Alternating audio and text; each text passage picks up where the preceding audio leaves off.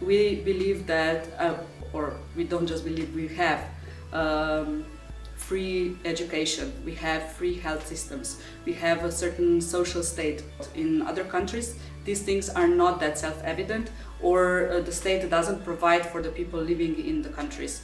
Meaning that even though there could be a legislation about it, which probably there is, but the implementation is very poor. Also, when we start talking about sustainability issues or environmental protection, human rights and so on, there will be state legislation and there will be implementation of the protection of the environment and human rights, which in the countries of Africa, some countries in Asia and also Latin America, these rights are not that protected as they are in our countries.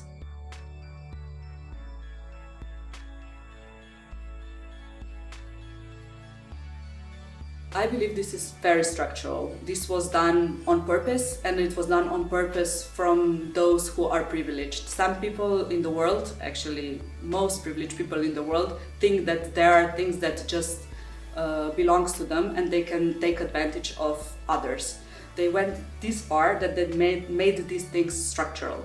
And of course the corruption is not helping, it's worsening the situation. So meaning that if I have privileges, I give a little bit of this privilege to you in order that you don't implement the legislation that you passed, so that I can exploit your people in your countries in order that I have more.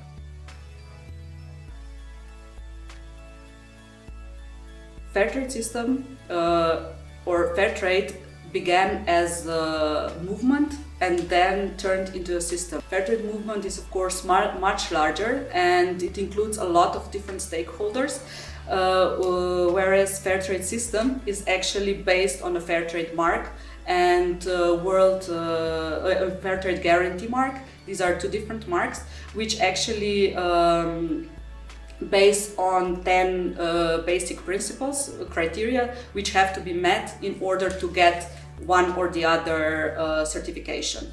The criteria is set by World Fairtrade Organization, and then there is Fairtrade Labeling Organization, which actually guarantees and gives the certificate to those producers who deserve it.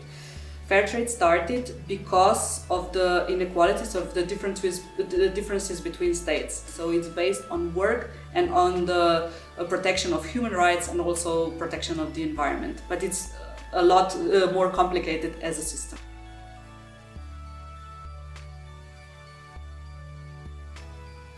Fairtrade started on coffee production or import of coffee. Which was actually one of the biggest and is still one of the biggest items sold within the Fairtrade system. But with time, of course, the range of products spread. Now they include coffee, cocoa, sugar, rice, spices, but also handcrafts like ceramics, glass, instruments from other parts of the world, and of course in these past decades also clothing, a lot of clothing.